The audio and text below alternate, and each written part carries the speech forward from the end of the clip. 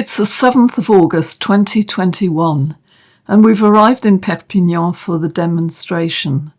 Perpignan is a relatively small city with a population of just over 100,000. We started off with lunch on the terrace of a cafe. This may be the last time we enjoy sitting on the pavement eating lunch. Macron has declared that from Monday, a pass sanitaire, or health pass, will be required both inside cafes and restaurants and on the terrace. That's worse than Italy, where those without a pass will be able, at least, to sit on the terrace. Scamp is enjoying his last begging experience. Our neighbours, fellow protestors, gave him a piece of steak. Cafes were once described by the writer Émile Zola as the parliament of the people. The powers that should not be don't want the people to get together. You need to know that the restaurants are going to have to police both the pass sanitaire and the ID of all their customers, and the staff want none of it. It's not about health. Apparently it will be the police who have to check identities. You should know that here in France the police are exempt from the experimental jab, as are all the parliamentarians from both the Assemblée nationale and the Senate. It makes you think, doesn't it? This is the Place Catalogne, where people have started gathering for the march. The building reminds me of novels like Au bonheur des dames by Émile Zola. On the edge of the square is the large statue of Salvador Dali, sitting on a giant chair. It was erected in the year 2000, and the sculptor said that Dali represented the strength of the town. People are starting to assemble for the march. To get some idea of the views of the people, let's look at some of the slogans on their signs. I'll translate some of the slogans for you. Our fellow diners at the cafe held up their signs for us to photograph.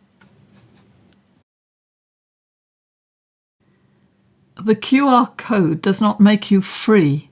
No to the forced injection. I am free to choose. When injustice becomes law, resistance is a duty, defense of our fundamental liberties. If I need a QR code to be free, it's because I am no longer free. People of France, let's stay free to choose. No Nazi pass will bring back normal life. People of France united, not divided. Phase 3 in play. I am not a guinea pig. No to the experimental injection. The people need you. Liberty, equality, fraternity. The yellow vests. The world will not be destroyed by those who do evil, but by those who look on without doing anything. He who accepts losing a little freedom in exchange for a little security ends up losing both. Our tyrants are only big when we are on our knees. Say, Macron, when are you going to stop taking us for idiots? What we are living through is not a crisis but a scam, as an organised band. Stop the Nazi dictatorship. COVID 1984. Then there's a play on words. Le gouvernement means the government, but it's been split up to show the word ment, which means that the government is telling lies. There is something serious missing from all these very perceptive banners and signs. We've heard only a few mention it even on the alternative media in French. That is the fact that all unjabbed people will be banned from hospitals as both visitors and what Macron termed clients, and also banned from what Macron referred to in his speech as les lieux médico-sociaux, which means medical social places, except in an emergency. We have yet to understand how far that extends and whether we need to cancel or renegotiate our health insurance backup, since we don't want to pay for services which will be denied. Presumably it means that unjabbed people will be admitted to hospital if they have a heart attack. That's an emergency. But it will not be possible for them to have early signs of a heart attack diagnosed. Pregnant women will presumably be able to have a delivery, that's an emergency, but no scans or ongoing antenatal treatment during pregnancy. We don't think the French have realised yet how bad this is going to be. After all, they're currently on holiday. Just a coincidence, of course, that the government created this law at a time that most French were supposed to be distracted and away from home. We wonder how the Macron regime can sleep at night. By denying people medical care, they will have blood on their hands, as will all those parliamentarians who slyly abstained from the vote, such as the socialists and others. From what we have seen, these abstainers will be punished at the next election, if there is any kind of election. From what we understand, it is a strong possibility that only the jabbed will be allowed to enter the voting stations.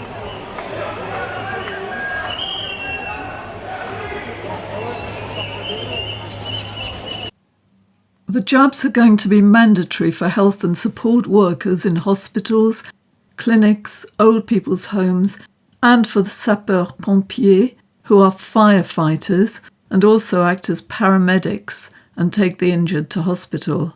These people are collectively called soignants.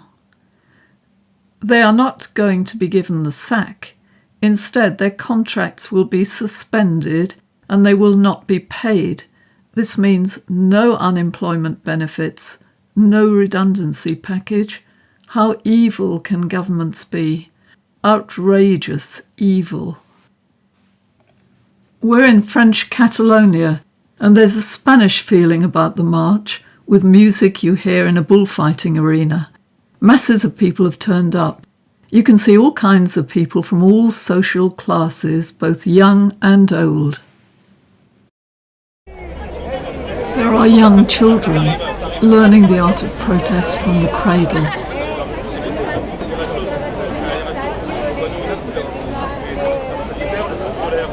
Even a newborn baby is here. After all, Macron is going to jab all children from the age of 12, and parents understandably are terrified. This sign says, "Don't touch our children.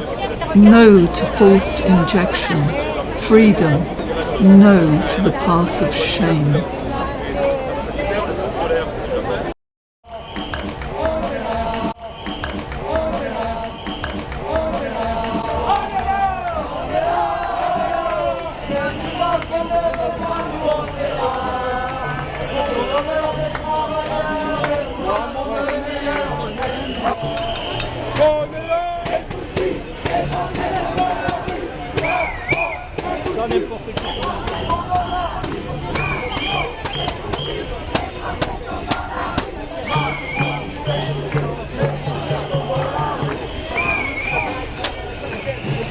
Le peuple uni, jamais sera vaincu. Le peuple uni, jamais sera vaincu. El pueblo unido jamás será vencido. El pueblo unido jamás será vencido. Liberté, liberté,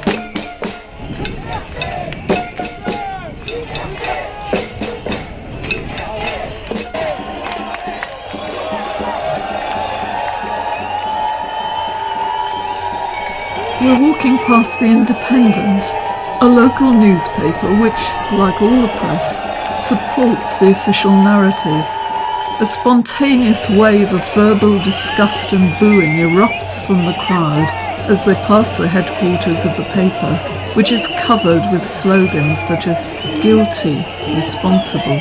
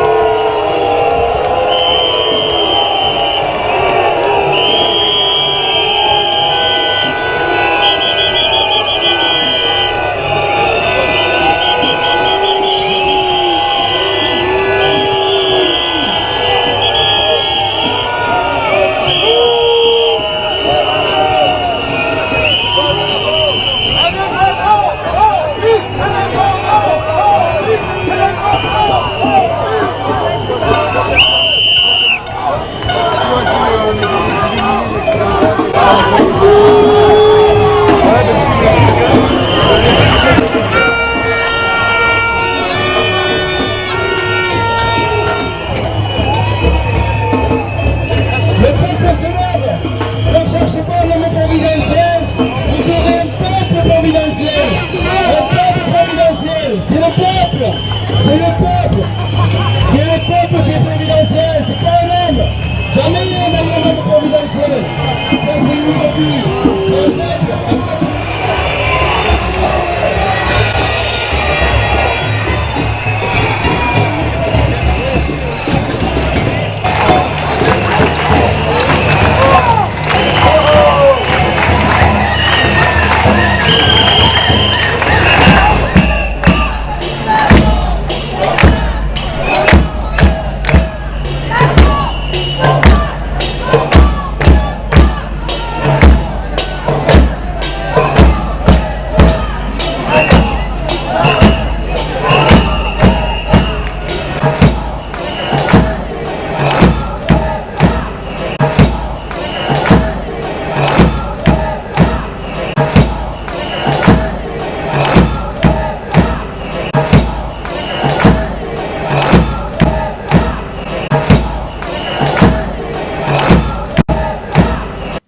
There are even dogs. That's as well as Scamp, who's on his first protest. This one was on the back of a motorbike. His sign says, "I don't need a pass," for the moment at least, but who knows where the madness will end. Scamp certainly didn't feel he was alone on the march. One of the things we've noticed here in France, which gives us some hope, is that the people are more united than elsewhere. A minority of people on the march will agree to have the jab, but they are here protesting against the pass nonetheless, which they realise will lead to a total loss of liberty and the beginning of a Chinese system of control. People need to be united. We expect a great deal of brainwashing against the unjabbed in the months to come. As you can see from the huge numbers of people who have turned up to protest in this relatively small city, feelings are running very high.